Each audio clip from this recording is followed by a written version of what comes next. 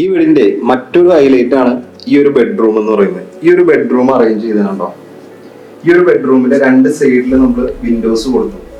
എന്നിട്ട് എന്ത് ചെയ്തു, ആ നടുക്കിലുള്ള പോർഷൻ അതിന്റെ വിൻഡോസിന്റെ നടുക്കിലായിട്ട് എന്ത് ചെയ്തു, നമ്മൾ കട്ടിൽ അറേഞ്ച് ചെയ്തിരിക്കുന്നതാണ്. ഓക്കെ, ഇനി അതിന്റെ ഓപ്പോസിറ്റ് ആയിട്ടാണ് ഇവിടെ വാർഡ്രോബിനുള്ള സ്പേസ് കൊടുത്തിരിക്കുന്നത്. ഇതും മറൈൻ പ്ലൈവുഡിലാണ് കേട്ടോ ചെയ്തിരിക്കുന്നത്. അതുപോലെ അപ്പുറത്തെ ഒരു സ്റ്റഡി ടേബിളിനുള്ള സ്പേസ്, പിന്നെ അവിടെ ഒരു മിറർ, അങ്ങനെയുള്ള കാര്യങ്ങളൊക്കെ സെറ്റ് ചെയ്തിട്ടുണ്ട്. ഈ ഒരു സ്പേസ് ആണ് ഈ റൂമിന്റെ ഒരു ഹൈലൈറ്റ് എന്ന് പറയുന്നത്. ഇവിടെ നമ്മൾ ചെയ്തിരിക്കുന്നത് സ്ലാബ് അടിച്ച് എന്ത് ചെയ്തു, ഇവിടെ ഇന്റീരിയറിൽ കബോർഡ് വർക്കുകളെല്ലാം ചെയ്തു, പിന്നെ കുഷ്യൻ ഇട്ടു.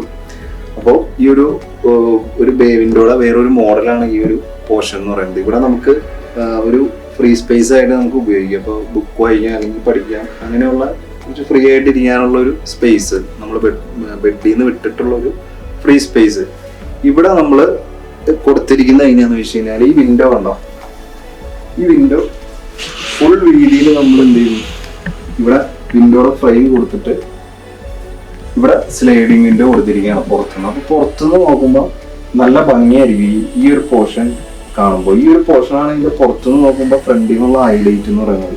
അപ്പോൾ നമ്മൾ വെറുതെ സ്ലൈഡിങ് വിൻഡോ വയ്ക്കാതെ നമ്മൾ ഫ്രെയിം സെറ്റ് ചെയ്ത് കുറച്ചുകൂടി പ്രൊട്ടക്ഷൻ നമ്മൾ ഇതിന് കൊടുത്തിരിക്കുന്നതാണ്.